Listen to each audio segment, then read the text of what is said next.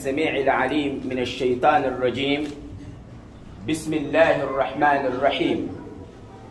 إن الحمد لله نحمده ونؤمن به ونتوكل عليه ونعوذ بالله من شرور أنفسنا ومن سيئات أعمالنا. من يهده الله فلا مضل له ومن يضلله فلا هادي له. نشهد أن لا إله إلا الله وحده لا شريك له ونشهد أن محمدا عبده ورسوله. عباد الله، أوصي نفسي وأنفسكم بتقوى الله تبارك وتعالى.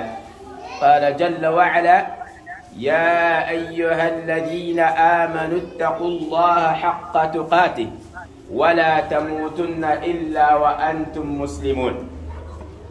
وقال صلى الله عليه وسلم: اتق الله حيثما كنت وأتبع السيئة الحسنة تمحها وخالق الناس بخلق حسن. والعوضة معي أن نأخذ العبرة والعظة من قوله تعالى حيث وعظ لقمان لابنه فقال لابنه: يا لقمان، فإنه دعاه فقال: يا بني. معنى ذلك أراد أن ينصحه، ولذلك الموضوع النصيحة في الإسلام. بقدم أن قال بتشيبوا جعل كتير بتشيبوا الله سبحانه وتعالى نامتين لقول نامت جوفو تسبب ينقلنا من بيركو نبي محمد صلى الله عليه وسلم. بقدم أن قال بتشيبوا أن كتير موي أن نجمع وكتير الله سبحانه وتعالى njagala kujjukiza nti owekitiibwa Allahu subhanahu wa ta'ala okutukubiriza okumutya Nabi sallallahu alayhi wa sallam yatunnyonnyola kye tulina okukola. Era Umar radiyallahu anhu navvuunula okutya Allah subhanahu wa ta'ala. Owekitiibwa Mubaka Muhammad sallallahu alayhi wa sallam atukubiriza okukola emirimu ebirungi buli wonna we tuba tuli, nti singa oba okoze ensobi gigoberezeeko na kirungi, ensobi eyo ejja kusanguka na kino ekirungi. Nabbi nannyonnyola taqwa nti bwetyo bweri era esangibwa mu mutima gw'omuntu. Umar radiyallahu anhu n'agamba taqwa efaananako nga bw'olaba omuntu atalina ngatto n'atambulira mu kkubo omuli amaggwa, engeri gye yeegendereza obutalinnya ku maggwa, bw'atyo omuddu bw'alina okutambula mu nsi ge makulu ga taqwa, nti tulina amaggwa nga ya haram ate tulina obufu obulungi nga ya halal. nabyo kisobola otambula weegendereza osobole okubeera ng'olinnya awali halal.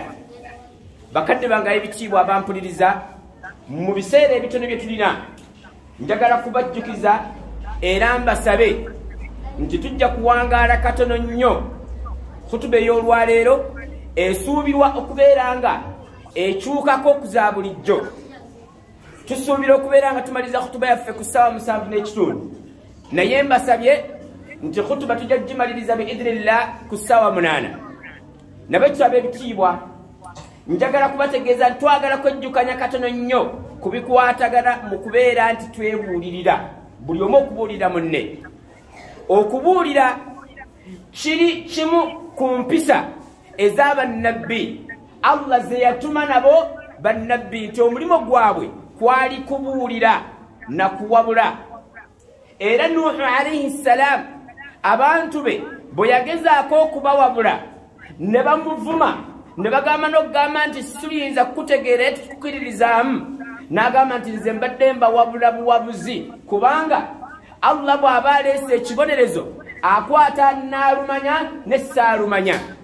Nabiyullahi Shuaib ne bannabbi abalala, buli nabbi eyabuulira abantu be baamugambanga nti tukulaba ng'oli mutumbaavu, oli kimpemempeme, situmanyi na kyoliko. Naye nga nabbi abaddamu nti nedda, siri musiru, siri mutumbaavu, wabula mbadde mbakubiriza bukubiriza kusinza Allah wammwe, muleme kusinza masanamu.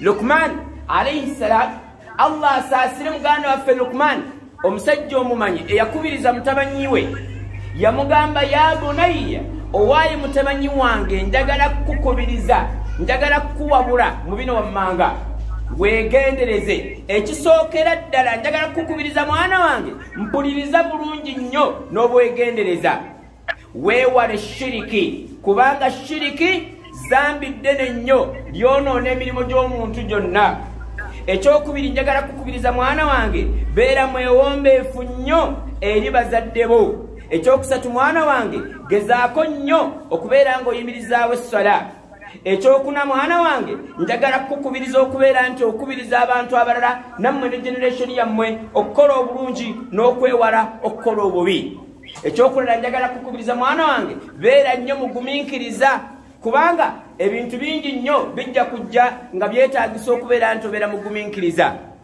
n'ekyokulala kyenkubiriza mwana wange weewale nnyo olunkulu toweekuzaakuza nnyo waayo nnyo obudde okubeera nti olaga nti oli wa wansi nnyo toweefuula okubeera ng'oli wa kitalo bakadde bange ebitiibwa oyo Luqman ng'akubiriza mutabanyiwe ekigambo humility kikulu nnyo omusiraamu akyetaaga oli mukulembeze toli mukulembeze kasita obanga olina ekigambo busiraamu nga batoola shahada humility kitegeeza omuntu okubeera nga yeeraba ng'alaba nga wa wansi nnyo okusinga abalala ye quality gy'olina okubeera nayo nga eraga nti mu butuufu si gwasinga omuntu yenna ekyo kye bayita humility okubeera nti oli muntu mugonvu nnyo kubanga ne bw'onaasalawo okubeera nti oli wa waggulu era kyaddaaki Allah subhanahu wa ta'ala yagamba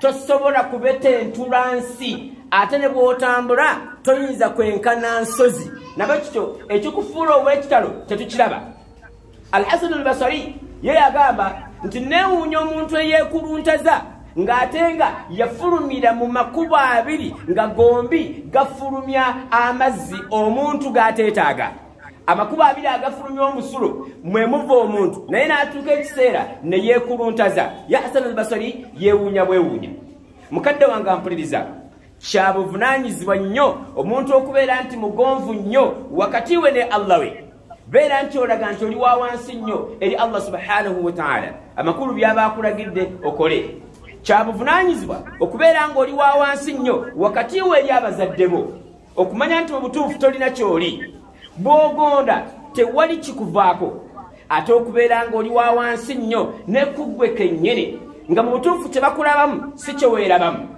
beera nti weewala okubeera nti olina obwekuluntaze mukadde wange njagala kutegeeza nti tugamba nti la yaliju nnaara rajulun baka min khashyati llah omuntu yenna eyatuula wansi n'alaba nga mutuufu wa wansi nnyo n'akaaba n'okukaaba naye ng'akaaba lwakutya Allah subhanahu wa ta'ala lwakubeera mugonvu n'okutya ebyo bijja okuddirira oluvannyuma ng'agenze omuntu oyo omubiri gwe tegenda kubeera nti gwokyebwa n'omuliro mukadde wange w'ekitiibwa njagala kukujjukiza nese kujjukiza yenna nti twetaaga okubeera nga tumanya obuvunaanyizibwa bwaffe ng'omusiraamu tuleme kwerabira gyenvudde waffe jjukira history wo buli lw'obanga weerabidde ow'ekitiibwa Allah subhanahu wa ta'ala agamba nti omuntu lwaki tajjukira wa we yava n'agamba nti min ma'in dafiq omuntu tukujja mu mazzi agasammuka nga ne bw'oba ogakutteko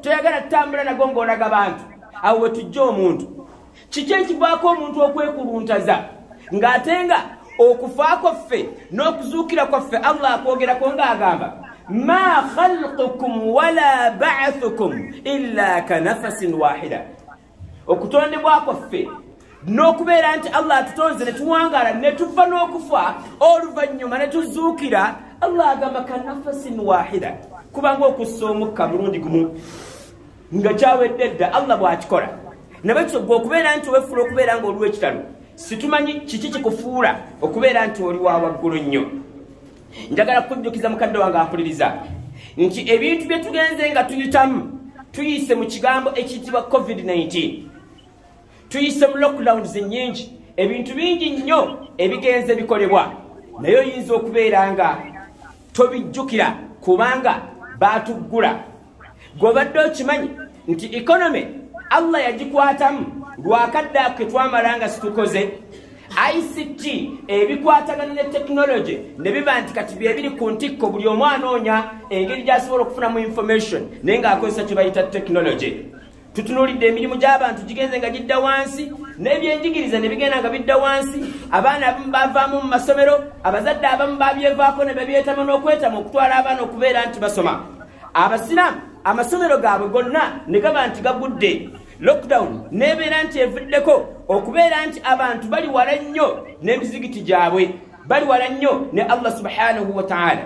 Abamu muffe abantu batufuddeko naye nga bafudde lwa nsonga ey'okubeera nti COVID-19 yajja ne batulekera bamulekwa ne tubeera n'abakyala nga tebalina baami ne tubeera n'abaami nga tebalina bakyala ne tubeera ne families ez'enjawulo ezaawukanye olw'obwavu obugitiridde akasente akaaliwo kaggwawo ne tusigala nga tuli fekka nga situlinaawo kasente eyali afumbiddwa nga sente zanoonya n'abeera nti Allah amugeredde takyasobola kubeera ng'awangalira mu bufumbo.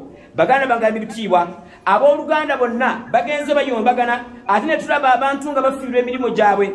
Abasiraamu bagenze battibwa abamu bagenze bafa abalina obuvunaanyizibwa abatalina buvunaanyizibwa bagenze bafa ne kitegeeza nti ne tusigala nga tulina tasi ey'okubeera nti tumanya position yaffe gye tulimu ng'abasiraamu tuliriddawa nti twetaagisa okubeera nga twecekinga. Tulina tension okubeera nti umma yeeyongedde okubeera nti abantu batukendeerako abamanyi batugenzeeko omulala alwala bw'ati n'agenda tugamba nti subhanallah ono naye agenze nga kituukiriza ekigambo Nabi sallallahu alaihi wasallam kye yagamba nti Allah subhanahu wa ta'ala tagenda kujja irimu mu bantu ng'agijjamu bujja bw'ati wabula ajja kugijjamu nakukendeeza bamanyi. Bakadde bange ebitiibwa tulina tension y'amaanyi nnyo abamu ku ffe basibiddwa naye ate nga tuli linked tulina okukitegeera nti tulina ebizibu bingi naye nga biviira ku bumwa bwaffe.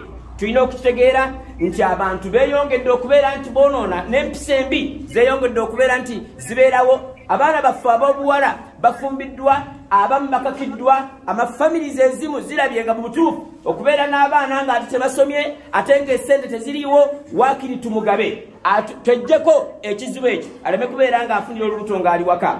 Abawala bangi nnyo bagenze nga bakola obwenzi n'abasajja bagenze nga bakola obwenzi. Abavubuka nabo bawasizza nga tebaagala abamu ne baganda okubeera nti bawasa abamu ne bagoba bakyala baabwe olw'ebizibu bye balina. Bakadde bange ebitiibwa tulina ebintu bingi nnyo bye tugenze nga tuyiga mu lockdown omuntu byalina okubeera nti amanya nti guno mwaka gwa 2 nga tusetolinze naye olina okumanya nti tubadde n'ebizibu bingi nnyo ebyetaagisa okubeera nga twecekinga. Empisa embi zifuuse nga mpisa mbi buli wamu kabeere mu masomero kebeere liddawa. Abaana abasiraamu bagobeddwa mu masomero lwa mpisa mbi okunywa ebintu ebitasaana n'ebiragalalagala n'okubeera nti empisa ezitali zaffe zigenda zikoopeddwa lw'abasiraamu. Abasiraamu bazikoppye nnyo abaana baffe ab'obusiraamu bazikoppye nnyo naye tewaliwo system esobola okubeera ng'ebayamba. Kaakati tubuuza ekibuuzo nti kaakati nga mu ggwanga Uganda olwaleero omusiraamu yenna aliwo n'omwana omuto tumusomesa ne tumugamba nti Uganda Muslim Supreme Council kye kitongole ekitwala embeera zonna ez'abasiraamu mu Uganda. Ne tubuuza ekibuuzo nti Supreme Council ekoze mulimo ki? Ye omusiraamu akimanyi nti Uganda Muslim Supreme Council erinawo kyekoze? Yes or no? Obadde okimanyi oba tokimanyi? Tunuulira muganda wange ampuliriza. Tugezezzaako nga Uganda Muslim Supreme Council tutunuulidde ebintu bingi nnyo nga byetooloola abantu bagenze beegatta naye nga waliwo ensonga lwaki tukola lwaki twegatta. Tukubirizza nnyo development okubeera nti ebeerawo. Tugezezzaako nnyo okubeera nga abantu ab'enjawulo ebintu bye baali batutte bo bikomyewo mu Uganda Muslim Supreme Council. Waliwo obutebenkevu mu bukulembeze bwaffe obwa Uganda Muslim Supreme Council. Baimaamu bagenze bategeera obuvunaanyizibwa bwabwe era bakizudde nti balina 40% ku buli nsimbi ezikuŋŋaanyizibwa mu mizigiti gyabwe. Wagenze okutunuulira nga twetaagisa okureviewinga Uganda Muslim Supreme Council Constitution. Yareviewingiddwa ne bagikwatamu ne bagirongoosaamu n'efuluma mu mwaka 2022 olwaleero tuli mu 2023. Buvunaanyizibwa bwa musiraamu yenna okumanya kyekirongose mu Uganda Muslim Supreme Council Constitution gisome bwe bataliiwo gifune kubanga yiyo wetaagisa okubeera nti omanya biki ebitambula mu Uganda Muslim Supreme Council kubanga naawe oli musiraamu. Tulina enkolagana nnungi ey'okubeera nti ensi yonna mu Uganda tulina enkolagana nnungi ne gavumenti ng'abasiraamu. Abasiraamu n'abatali basiraamu balina enkolagana kubanga waliwo Interreligious Council. Tulinawo enkolagana nnungi wakati wa Uganda n'ensi ez'ebweru. Mufti asiiba atambula mu nsi ez'ebweru. Abaana bagenze basoma bava mu Uganda ne basoma e Sudaani ne bagenda mu bifo eby'enjawulo ne basoma. Tweyongedde okubeera nti tufuna baganda baffe nga batuliisa mu mwezi gwa Ramadan. Tweyongedde okufuna adahi buli group esobola okubeera nga esobola okwegatta ne ba NGOs oba abantu abalina essente bagenze bakola emirimu byabwe ng'ate nga Uganda Muslim Supreme Council tebakutte ku mukono nti temukola ate nga gavumenti tebaganye nti temulya oba nti temusala bisolo byammwe. Ebyo byonna bitegeeza nti waliwo omulimu obugenzi nga gukolebwa. Tulabye emizikiti mingi nnyo nga gizimbibwa ate nga mulimu na guno gwe tulimu olwaleero. Tugenze nga tulaba NGOs abaana bangi nnyo bazze batandika ebitongole byabwe naye nga batandika okukola emirimu gyabwe teri abagaana. Ekyo kitegeeza nti Uganda Muslim Supreme Council ekoze omulimu gw'amaanyi nnyo okutuyamba okubeera nga tutambulira wamu nga umma. Twagala okutegeeza nti buli muntu yenna ebitongole eby'enjawulo ne groups ez'enjawulo Uganda Muslim Supreme Council egenze eziyita gamba nga Juma Zukuri abatabuliki n'abaani okubeera nti bajja nga Uganda Muslim Supreme Council ekitongole ekikulira abasiraamu bonna n'ebintu byabwe okubeera nga twegatta tulabe nga tubeerawo ne way forward n'okubeera nga tutambula. Tweyongeddeyo nga tukubiriza umma okubeera nti emanya ekyokukola n'okubeera nga tulaba engeri gye tukwatamu ensonga zaffe nti ng'omusiraamu weetaagisa okumala ensonga zo ne imaamu wo. Regions ze bakuleetinga oba ze twatondawo regions omwenda nazo zagenze nga zikola omulimu kubanga mu buli region Uganda Muslim Supreme Council yateekamu omuntu ayambako ku mufti okubeera nga atambuza emirimu gya region ye. Tulina bagraduates bangi nnyo abaana abagraduatinze nga bafulumira mu universities ez'enjawulo nga basiraamu nga bayimaamu batuyise ku mikolo gya njawulo nnyo nga tugenda nga twatendinga nga tubeerawo abaana nga bagraduatinze. Ebyo nabyo byetaagisa okubeera nti obimanya nti teriyo gwe bagaana okubeera ng'asoma. Tulina abantu bangi nnyo abasiraamu abasomye mu masters era nga bw'otugamba nti muleete nga tuleeta abalina PhD nabo bagenda bawera. Tugenze emizikiti tuzimbye mingi nnyo gamba nga National Mosque yazimbibwa emizikiti mingi nnyo gizimbiddwa ne Istiqama gibulako okubeera nti abantu bagikozesa. Tulina scholarships ez'enjawulo okuva mu bifo eby'enjawulo wadde nga abamu mu ffe abatono be basobola okubeera nga baziganyirwamu naye alhamdulillah nti weeziri. Waliwo scholarships ez'e Turkey, waliwo scholarships ez'e Libya, waliwo scholarships ez'e Madina, waliwo ez'e Khartoum, waliwo ez'e Qatar n'ebifo eby'enjawulo. Baganda baffe Allah babaasaside ne bagenda ne bakola ki ne basoma ne baganyulwa ne bakomawo. NGOs ez'enjawulo tugenda tufuna amazzi naikonta nyingi zisimibwa naye nga abasima organization ezikulibwa abaana baffe abasiraamu. Ekyo kiraga nti nno waliwo stake waliwo n'omulimu omukulu ogukolebwa ne Uganda Muslim Supreme Council. Kati gwampuliriza muganda wange challenge tulina buzibu ki nga umma gw'oyinza okubeera nga gwe gy'oli owulira ng'olyoke naye nakugamba nti tambulako okuva mu tawuni w'oli mu center e Nakaroke otambuleko mayiro emu yokka ng'odda mu kyalo ku buli side ojja kusanga nga eriyo obwetaavu. Problem gye tulina kye bayita plastic unity. Tulina okwegatta nenga kwa plastic kitegeeza ekintu ky'osobola okuteeka mu kyoto ne kijja mangu nti okwegattaako ffe tekulina focus yakubeera nga tweyongera nga ffenna twegasse. Waliwo ekitugatta ne tubeera ku ekyo bwe kyonooneka ng'era tukola kitwawukana. Tulina ekizibu ekya inferiority complex tetwekakasizaamu. Bwe tuba tusazeewo nti tuli bannakaloke tulaba nga tuli banafu tetusobola kubeera nga twekolera ekintu kyaffe nga ffe. Ekyo ekizibu tukyakirina. Disrespect tetulinayo kikwewa bitiibwa wakati waffe. Oba oli mukulu oba oli muto buli omu ayagala kubeera nga yeeyita oba yeeyisanga bw'ali. Tetwewa bitiibwa. Waliwo kye bayita lack of trust. Tetulina bwesigwa mu bakulembeze baffe naffe bennyini. Abakulembeze tebatwesiga ate naffe be bakulembera tetwesiga bakulembeze baffe. Ekyo nakyo kibadde tukirina. Tulina ekizibu ekyokubeera nti tulina clash on priorities. Situmanyi kintu kye tusobola kukola ani ayogedde ki kye tukola. Chairman kyayogedde kye tuba tutwala oba imaamu kyayogedde kye tuba tutwala. Waliwo problem okubeera nti tunaba kukkirizaganya ani awa ebiragiro ebisembayo. On spiritual leaders and at all our levels. Emizigiti n'ebifo ebyenjawulo tulina obuzibu ku Matwale, ku district, ku Uganda Muslim Council National Headquarters eriyo ebizibu byebimu. Ani afulumya ekigambo ekisembayo? Ignorance of the population census. Abasiraamu tulina obuzibu situemanyi oba tuli bameka tetumanyi. Ne bw'obuuza imaamu omuzigiti gwonna oba omusanze munaye olina abasiraamu bameka agamba nti ennaku zino beeyongera bangi, ennaku zino bangi nnyo.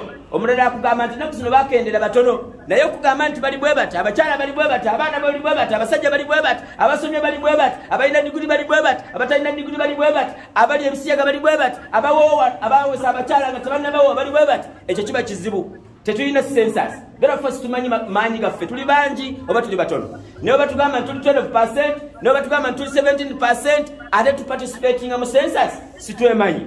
Twetaagisa okubeera nga tulina omulimu gwe tukola. Tetulina desk wetusobola kubeera nga twebuuza. Ne bw'ogende wa imam tewaliwo officer receiving ebizibu byaffe bwe tuba nga tulina okwemulugunya. Ne bw'ogenda ku ttwale teri awuliriza bizibu byaffe, wabula buli omu yeekoleranga ye. Weetaaga okubeerawo desk wosobola okubeera ng'oteeka ebintu byo ng'okimanyi nti wooteekese ekigambo ekyo kitesewo nga kiri confidential. Naye oba waakogera ne Sekatwale bwoti ate ogenda n'obiwulira n'omusiraamu omulala mbugu wayogedde ku gundi bwoti. Oba waakogera ne Sekatwale oyagala ebintu bisigale nga biri naye yekka ogenda okukkakkana nga imaamu abitegedde nti mwamwogeddeko. Kati ebizibu ne bibeera nga byeyongedde. Low esteem by leaders. Abamanyi baffe balina tebeewulira muli nti basobola okubeera nga babeera mu bukulembeze, wabula awulira nga bamuwa ekintu naye nga takisobola. Tulina low esteem, omuntu teyeematira nti asobola okubeera nga akulembera abalala. Tulina egocentric ideas, omuntu bw'aba aleeta ekirowoozo ng'ayagala kikole, aba aleeta ng'alina ebyo by'anoonya kisobole okubeera nga kiyitiraawo abeere ng'afuna. Ekyo kizibu tukirina. Tulina insecurity among the leaders about their position. Abamanyi muffe abakulembeze abali mu bifo ebyenjawulo buli omu awulira nga tali secure nti ye treasurer w'omuzigiti, awulira nga tali safe nti ye imaamu, wabula alaba nga singa seeko omulala ajja n'asomako khutuba bayinza omuggyako obwa imaamu ate ne bawa seeko oli. Kati awulira nga ayagala yeefuga omuzigiti nga ye yekka akola ki, yekka abeerako. Bw'abeera nga Sekatwale tayagala kutuma waddaawa agende amukiikirire, kubanga owaddaawa bw'anaamukiikirira obulungi bwe banaatuuka okugamba nti ani gwe tuyinza okubeera nga tufuula deputy bajja kugamba waddaawa. Ani gwe tusobola okubeera nga tuwa Sekatwale singa Sekatwale ono alemererwa bagamba abajja kuwa oyo. Kati aba ayagala abeere mu kifo nga ye yekka gwe balaba sakirati bw'abanga wakuwangaala afe ng'ali mu kifo ekyo. Tulina ekizibu ekyo, abantu batya nnyo okubeera nga baleka ebifo byabwe. Eyo yonna Uganda Muslim Supreme Council. Tulina ekizibu ekyokubeera nti non nurturing in the Muslim Ummah. Situlina bigo bye tusobola kubeera nga tuteekamu abaana baffe ab'obuwala tubanakyalinge mu kubeera nga bajja kubeera abantu ab'obuvunaanyizibwa ab'enkya. Abaana abavubuka tetulina batusobola kubanakyalingira. Omuzigiti gwonna tegulina program nti abaana ab'obuwala twogera nabo buli lwakutaano oba twogera nabo buli lwakuna oba twogera nabo buli lwamukaaga. Abavubuka abatuusiza okuwasa tosobola okubeera nga tubagayidinga ebyo byonna bira situbirina, wabula programs zetulina tulina programs endala nnyo. Transparency phobia, abantu batya okubeera nga babeera beerufu. Waliwo ekirwadde bakiyita transparency phobia. Omuntu bw'ayimirira ono mu maaso tayagala kwogera mazima ku kyayagala okukola, wabula ayogera birala oluvannyuma n'akola ebirala. Bannaye nzize wano njagala bategeeza tulina abalwadde 7 naye abalwadde abo nsaba Allah akusaasire ya Rabbi mulabire wallahi abalwadde abo omuntu bw'ojjanjaba omulwadde Nabi sallallahu alaihi wasallam yagamba mu hadithi al-Qudusi singa obanga ojjanjabye omulwadde oba n'ogenda n'omulabako singa wali olabye omuddu wange wandibadde nga wansangawo ebyo byonna n'abireeta ne tumuwa ate nga yabadde anoonya transport kugenda Mbarara. Naye olw'okuba nti singa n'abagamba nti ngenda Mbarara temwanyi muwadde ssente n'agamba nti nina abalwadde 7 naye bwe mubanga mukuŋŋaanyizaayoko buli musiraamu buli mulwadde ntumwayo emitwalo 4 emirundi 7 gye mitwalo 28 naye bwe munaabwako abalwadde wadde nga 7 bwe bati oba 6 alhamdulillah kijja tukolera biidhinillah. Bannaye muleete ekigambo tulina ekirwadde ekya transparency phobia. Muffe abasiraamu okubeera nti tubeera beerufu ekyo kirwadde nnyo. Osuubira nti singa onaabeera omwerufu tojja kubeera nga omalako. Tulina ekizibu ekya ignoring of zakat payment. Zakat esasulibwa. Abasiraamu abalina ensimbi abeetaagisa okusasula zaka bafuuka bamanyi. N'atandika okubuulira engeri gy'atalina kusasula zaka. Nze waakire zaka yange njiwa abasiraamu abeetaavu naye nga sigiwadde Sekatwale, naye nga sigiwadde district kaadi, naye nga sigiwadde imaamu. Wakugirya bulye nze ne zaka nange nkimanyi. Ne tumalirizanga omwaka guweddeko ng'omusajja alina ssente tawadde zaka. Therefore emirimu egirina okubanga gikolebwa nga tukozesa zaka ne gibanga tegikolebwa. Lwaki? Kubanga abasiraamu bafuuse bamanyi, abamanyi ne bafuuka nga be bakola ki? Be basiraamu abatwalibwa. Ekyo kizibu kyonna tukirina muffe. Tulina emizikiti mingi nnyo naye ng'amasomero matono nnyo. Tulwana okuzimba emizikiti gibeere mingi naye ng'amasomero ne gabeera nga matono nnyo. Tetulinawo industries ezisobola okubeera nga tukola amakolero agasobola okuba nga galeeta emirimu, abaana baffe basobola okubeera nga bafuna emirimu. Ojja kukyesanga nti buli omu bw'abeera nga atunuulira ayagala wabeerewo omuzikiti gwokka nga guli awo era ne ssente z'ayagala aziteeke ku muzikiti. Bwe bamugamba nti bazimba omuzikiti ng'aguzimba nga yerabidde nti solution Nabi sallallahu alaihi wasallam Allah gye yamuwa eyasooka yamugamba nti iqra, obuzibu bwonna bw'olina busobola okubeera solved n'okubeera nga osomye. Ne nabbi ne yeewuunya. Tulina misconception, tulina entegeera etali ntuufu. Basunni be baani, Abahamadiya be baani, Abashiya be baani, baani be baani, ebintu basalafu be baani. Kati ebyo byonna by'okyupayinga obwongo bwaffe ne tubanga ebyokukola tubivuddeko. Ekyo nakyo ekizibu tukirina. Fighting petty fights, okubeera nga tulwana obutalotalo obutonotono ng'obudde bwe bugenda. Tulina individual Muslims involved and Islam and the community stagnates.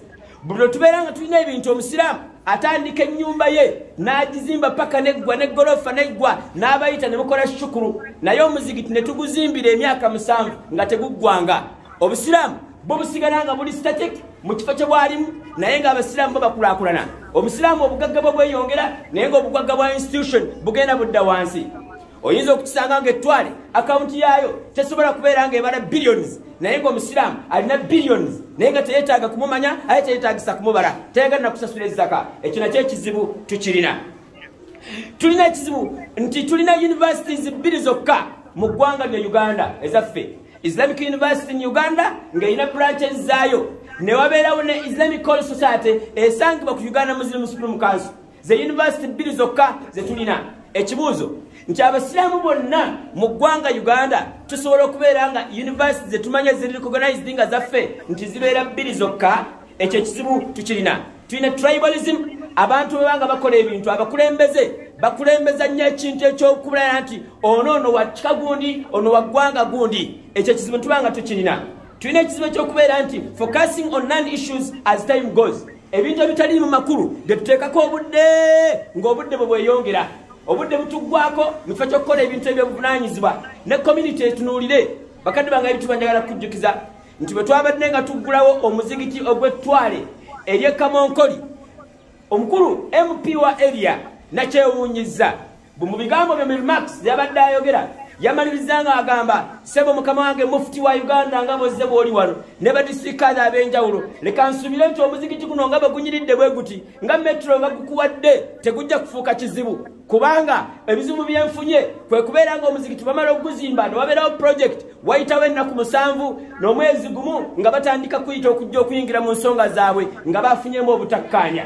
Kansabe Allah asaasire, omanyi obusiraamu mbumanyi naye omuzigiti guno nga baguzimbiddwa n'ebiguliko tebifuuka nsonga okubeera nga abasiraamu baawukana. Abasiraamu bange ab'ebudaka, abasiraamu bange ab'ebudaka mbaagala nnyo.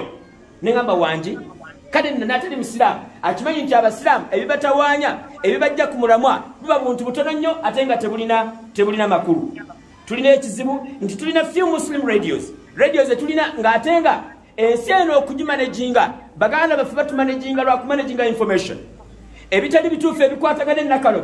Omuntu abifulumyanga ebituufu ne batandika obbayita nti muli bantu babi naye nga babasiiga busiizinziro. Bakozesa ki? Bakozesa media. Naye nga media yeetagisa okubeera nga tugimanaginga. Radio ze tulina essaawa zino tulina IU FM n'endala tubadde ne Masaba bagiggala naye nga abasiraamu baavu tebasobola kugizza ku mpewo. Bwe twasembayo okuwulira nti baagala miliyoni 3 naye bwe weegendereza oyinza okusanga waliwo omusiraamu okuvanga bwe bagiggala okutuusa olwaleero ng'omusiraamu miliyoni 3 azitwalanga boolaba nusu 3 naye nga rediyo yagaana okuddako. Lwaki? Tukyalina ekizibu. Abasiraamu tebatwesiga, abalina ensimbi balowooza nti bw'abanga azikuwadde ojja kubeera nga ozirya buli. Mukadde wange ekitiibwa njagala kukujjukiza nate nti ffe ng'abalina ebizibu mu Uganda ng'abasiraamu twetaagisa okweddaabulula tumanye kiki tuzzaako bonafunye information nti Sheikh jangu oberenti oberako n'ebigambo byetukola ki byetunyumyamu nentuula wansi nempandika message nga njagala baganda bange ab'ennakaloge tubeerenga tudda wamu tubeerenga tubeere ekitole tulowooze ku future ey'abaana baffe mu ggwanga lino Uganda naddala abaana baffe ab'obusiraamu ekisookera ddala bakadde bange ebitiibwa twetaagisa okubeera nga tuteekawo enkolagana wakati waffe nga nnungi n'okubeera nga tukubirizangana okubeera nga tukola bulungi daawa etambule ng'erina focus ekyokubiri twetaagisa okubeera nga tubeera bagumiikiriza nnyo mu kukola emirimu gyaffe twetaaga okubeera nti tuva kubeera nti tweraga n'okubeera nga tulaga nti ffe abaliwo buli lwolaga nti gw'oliwo bajja kukulekera ebintu tulina okubeera nga tubeera nti tukozese obuntu bulamu n'obukwata mpola mu nsonga zaffe twetaagisa okubeera nga tukwata mpola Allah subhanahu wa ta'ala ajja tusaasira twetaagisa okukola kye bayita SWOT analysis SWOT analysis kwe kumanya tutegeere kiki kye tulina nga ffe strength zaffe amaanyi gaffe galiriddawa obunyomero obw'okubeera nga tuyitamu tusobole okubeera nga tufuna success buliriddawa tubutaapinge era obuzibu bwaffe buliriddawa era obunafu bwaffe buliriddawa tusobole okukkirizaganya bwe tubanga tutudde wamu tumanye biki bye tutanaba kubeera nga tukozesa naye tuleme kubeera nga tumala obudde nga twonoona obudde bwe twandibadde nga tukozesa ebintu eby'obuvunaanyizibwa twetaagisa okubeera nga tu informing abantu baffe engeri gye tukolamu nga institutions omuzigiti gulina okutegeerekeka gukola gutya mu emirimu gikola mutya omusomesa asomesa wano mumusasula mutya imaamu oyo mumusasula mutya biraali mumusasula mutya abasiraamu bategere operation zaki eza institution naye omanga mwe abakulu mwe mwekka mwamanyi abamanyi butya ebintu ebitambula ate ffe situmanyi wabula mmwe ffe mutubiika bibisi kitambaala ebintu ebiyinza kubeera nga bitambula tulina okufokasinga ku kusoma ebintu ebirala tubireke tubifiise naye abaana baffe basobole okubeera nga basoma tuwagira amasomero gaffe ag'eddiini abaana baffe basobole okusoma eddiini ate babeere nga basoma n'ebya sakula twegendereze okubeera nga okulwana entalo entonotono tuziveeko tugezeeko nnyo okubeera nga tuteekawo awqaafu Allah nga bw'atusaasidde Allah atusaasire tubeere wamu omuzikiti guno guggwe n'ebiriko byonna ebisobola okubeera income bisobole okubeera nga bitandika okubeera nga biwanirira omuzikiti n'abantu baffe abali mu buyinike abalina ebizibu tusobole okubeera nga tufuna base anajja okutuyamba atusange nga tulinako kikozesa kye tutandiseeko twetaagisa okubeera nga tukuyetinga trust muffe tubeere nga twesigibwa abasiraamu batwesige ate naffe tusobole okubeera nga twesiga abasiraamu twetaagisa okubeera nga tubeere ne critical mass tubeere ne community ne generation ey'abaana baffe abayize eddiini ng'ate bayina Qur'ani abasobola okubeera nga batukuumira obusiraamu buno nga tuvuddewo bakadde bange ebitiibwa twetaagisa okubeera nga tuvaayo tulekeraawo okubeera nga tulwana entalo mu mizigiti egitaggwa nga tulwanira ebituuti Seekagundi yayagala okusoma Seekagundi yayagala okusomesa Seekagundi ye mumanyi nnyo ebyo byonna byonna tebikola makulu twetaagisa okubeera ne focus ne bw'obeera nga olina nga alimumanyi nnyo naye ng'otudde wansi okola ibaadayo ne bw'oba nga tolina mumanyi k'oba oleese akutujja kugenda nako Allah yamanya nti abantu tujja kubeera banjawulo nabbi n'agamba wa in ta'ammara alaykum abdan fa alaykum bis-sam'i wat-ta'a ebyo nabyategerekeka naye Allah nabbi n'agamba Allah bw'alibagerera nga mwenna muli babbeeyi mulina ssente muli bamanyi naye Allah nga muli baana baboobwe Allah n'abagerera ng'ali obakulemberanga muddu mugezeeko nnyo okubeera nga mumugondera ebbanga lyamalanga Allah gwakoze eki Allah gwalonze nabekyo tulina okumanya position zaffe ani akola mulimu ki twetaagisa okubeera nga tubeera ne unity of focus tubeere n'okwegatta naye nga tulina ekigendererwa kye twagala okubeera nga twachivinga tubeere nga tubeera ne clear name mu government baleme kubeera nga batuyita okubeera nga tuli batujju twetegeke okubeera ntusupportinga abaana baffe okugenda ku ssomero essaawa zino tulina abaana batuyambako mu daawa naye oyinza okulaba alemereddwa okusoma lwa mitwalo 6 naye nga tulina abasiraamu abalina essente naye nga imaamu alemereddwa okumobilizinga mitwalo 6 omwana n'asalawo n'atuula naye nga ate omwana wa mugaso ate abatalina ssente be baagala okusoma abalina essente tebaagala kusoma tubeere nga twegatta tubeere ne focus okubeera nga tuyambagana ffenna tubeere nga tusupportinga institution zaffe zisobole okubeera nga zikula mu kifo ky'okubeera nga tulimirira institution zaffe okubeera nga zikka baganda baffe abatali basiraamu bw'abanga alina institution balwana okubeera ne branches so si okubeera nti bagulawo amasomero amalala wabula babeera ne branches bwe tubeera nga tulina essomero wano erikuze tukolayo branch endala ne musigala nga mulya nabadde basigala nga balya ekintu ekitambula nga kirina kye bayita unity of purpose. Nga mmaliriza bakadde bange ab'ebitiibwa khutuba yaffe ey'olwaleero twetaagisa okubeera ne plan ey'abazeeyi be tulina. Tetulina program ey'abasajja abakulu mu institution zaffe kyevudde olaba nabo balemera mu bifo ne balemera mu bintu kubanga tulina plan yaabwe. Singa babavudde bwabanga imaamu obanga omusajja abadde nga chairman naye ng'akaddiye awo ku kifo ekyo waaliira katera okuba nti tetulina program tetulina plan emulabirira nga takyali chairman naye n'agamba nti nenkyayagala nange njagala mbeere bwetyo. Program eyamba abaana baffe, program eyamba abakyala baffe, eyamba abaami okubeera nga bamanya eddiini yaabwe n'okubeera nti bawangaalira mu busiraamu bwabwe nga babukola nga babutegeera. Abaana baffe bamulekwa, abantu abateesobola tetulina program yaabwe mu Uganda Muslim Supreme Council. Era nammwe mwakirabye nti ne bwe twabadde nga tulonda tewaliwo kifo kye bagambye mbono yakulira ba disabled ng'ate nga tulina abantu abasiraamu ng'ate nga balema ng'abalala baafa amaaso naye teriyo yabarepresentings ne constitution teyalaze nti abantu abo balina kategori bweti oba gudi ayinza okubatwala. Kati kyetaagisa okubeera nga tu-establishinga a system esobola okubeera nga eyamba abantu baffe bamanye nti tuli ba mugaso eri gye bali. Tulina okubeera nga tuteekateeka enkolagana ennungi wakati waffe ne baganda baffe abatali basiraamu. Nabi sallallahu alaihi wasallam Allah yamwogerako mu Qur'ani y'ekitiibwa mu sura ya 33 aya ya 21 n'agamba nti laqad kana lakum fi rasulillahi uswatun hasana. Mulina ekyokulabirako kirungi nnyo eri ku nabbi wammwe Muhammad sallallahu alaihi wasallam. Nabi Muhammad sallallahu alaihi wasallam yalina enkolagana nnungi n'abatali basiraamu.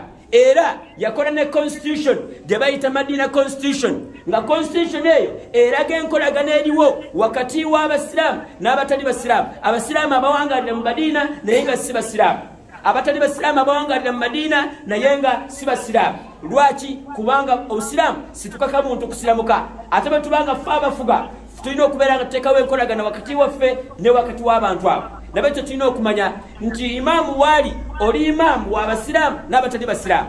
Kubanga atali musiraamu agamba n'okola nga atali musiraamu ekitegeeza nti alina byakusuubiramu. Nabekyo tuteekewo enkolagana ennungi wakati waffe ne baganda baffe abatali basiraamu oba olyawo ne baagala obusiraamu. Sijjukira nga Nabi sallallahu alaihi wasallam omuntu bwe yagenda n'alambula ng'atera okuleetanga kazambi kubanga yali mulwadde sikakasanga yali musiraamu. Bw'abanga teyali musiraamu bw'alaba ku kikola kya nabbi n'asiramuka kati simanyi gwe bw'okijja okubeera ng'oli mutabuliiki nnyo era oli munaddiini awedde emirimu olina mulirwana naye ng'akweka okukola tosobola mutonera salaamu kubanga si musiraamu. Atali musiraamu oyo najisi gw'okimanyi nti gwe najisi gwe kennyini kasita obeera nga gwe tomanyi bintu byo gwe kennyini gw'oba weevumye.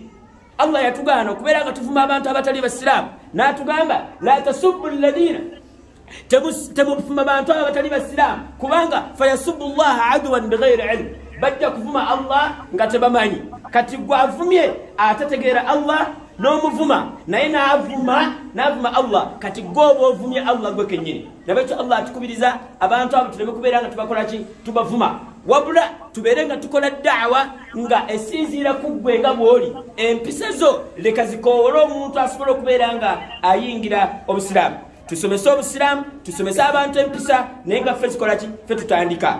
Abakulembeze baffe babeere nga batubuulira biki ebitambula sitwagala kuwulira buwulizi ŋŋambo. Bw'abanga waliwo ekitambula mu Uganda Muslim Supreme Council twagala okutegeera ebitambula buli lunaku sitwagala kuwulira buwulizi mu ŋŋambo.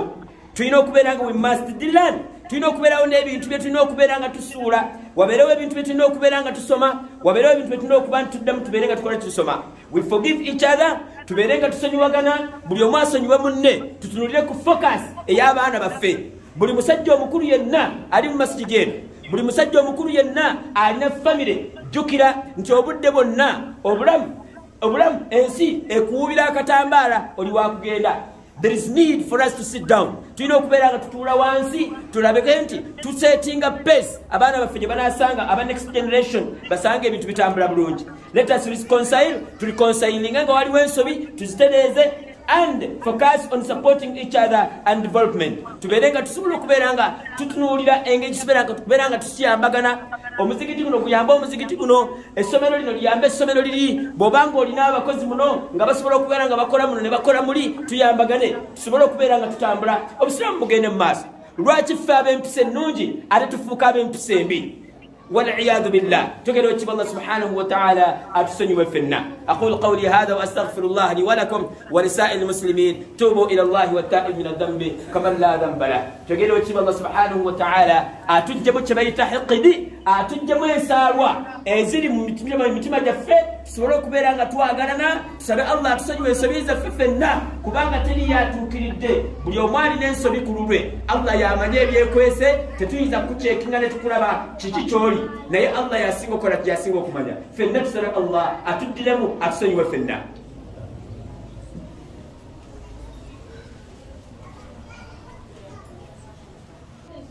Alhamdulillah wassalatu wassalamu ala rasulillah sallallahu alayhi wa sallam wa ba'd. Ibadallah usfi nafsi wa anfusakum bi taqwallahi tabaraka wa ta'ala. Bakadu banga ebitibwa natema kutuba yaffe yokubiri nziramu nate okubiriza omwoyo gwange nejjammwe okutyowa ekitiibwa Allah subhanahu wa ta'ala buli wonna wetuba tuli ate tusabe ebingena n'emirembe bire ku nabbi waffe Muhammad sallallahu alayhi wa sallam. Bakadu banga ebitibwa nga mmaliriza kutuba yaffe y'olwaleero nkiddamu nagambye nti abasiraamu mujja kunsonyiwa nti khutuba ejja kuwanvuwamu neŋŋamba nti tujja kukkirizaganya nti tujja kutambula for an hour. Era biidhnillahi ta'ala sabo ekitiibwa Allah kkirize tukozese an hour gye mbadde mbasabye. Way forward tugamba nti we need to have a master plan as the Muslim community. We must be guided. We must know what we want. There is need for the Muslim community to know what is required. Omusiramu yeetaagisa okumanya kiki twagala. We need for a 100-year master plan for the Muslim community. Katunuuli olabe. Omulabe waffe bw'aba planninga mutya bw'asobola okunyigiriza obusiraamu n'abasiraamu planninga 100 years to come, myaka 10. Naffe tulina okumanya nti ffe abaliwo olwaleero mu myaka 10 ejijja obusiraamu bujja kubeera ku level ki, technology ajja kubeera ng'atambudde atya. Waliwo need okubeera nti abasiraamu b'ennakaluke tulina bwe tutuula, tulina think tank emanya nti twagala okubeera bwe tuti in 100 years to come. Uganda Muslim Supreme Council needs a master plan for the fate and the future of the Muslim community in all aspects of life, as well stipulated in the Constitution. Uganda Muslim Supreme Council is not tuyamba. Pozi njagala kuvunula. Uganda Muslim Supreme Council kitegeeza nze naawe. Nti ffe abasiraamu tulina okubeera nga tulabe tufune obudde tumanye kiki kye tulina. Fate y'abasiraamu n'obusiraamu ne community zaffe enaabeera etya mu budde obukola ki, mu budde obuddako, mu bintu ebikwatagana ku bulamu bwonna, ebikwatagana ku nnyingiza, ebikwatagana ku kusoma, ebitwala ku ddiini, amasomero gaffe, emizikiti gyaffe. Mu myaka egiddako twetaaga omuzikiti ogufaanana gutya. Imam twagala afaanana atya? Naye abaliwo tubeera nabo mu kaseera kano kubanga bwe batuyambako ku planninga imaamu ajja kufaanana atya. Bakana ngetiwa, we need to have a 10-year strategic plan as Nakaloke Center Mosque. Ekitone nnyo nga management, nga team, nga abasiraamu abasalira Nakaloke Center Mosque n'emikwano gyaffe twetaagisa okumanya emyaka 10 okuva kati tusuubira kubeera nga tufaanana tutya. There is need. Ekyo kyetaagisa okubeera n'abasiraamu bamanya nti programu yaffe eri bweti mu myaka emeka, mu myaka 10. We need to pay tribute to the late who engineered the mobilization of resources towards the erection of the magnificent mosque. May Allah subhanahu wa ta'ala forgive him all his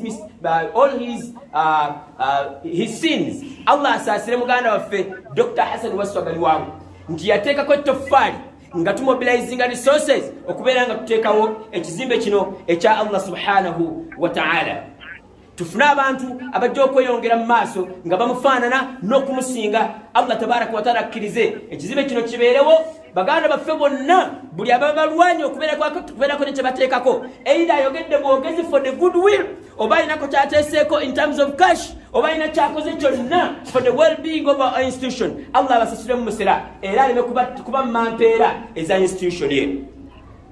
Omuzikiti gwennyini twetaagisa okubeera nga it's not only for prayers. Tulina okumanya nti tetusaala busaazi si swala yokka, no, weetaagisa okubeera nga tulina plans eziri above okubeera nga tusaala.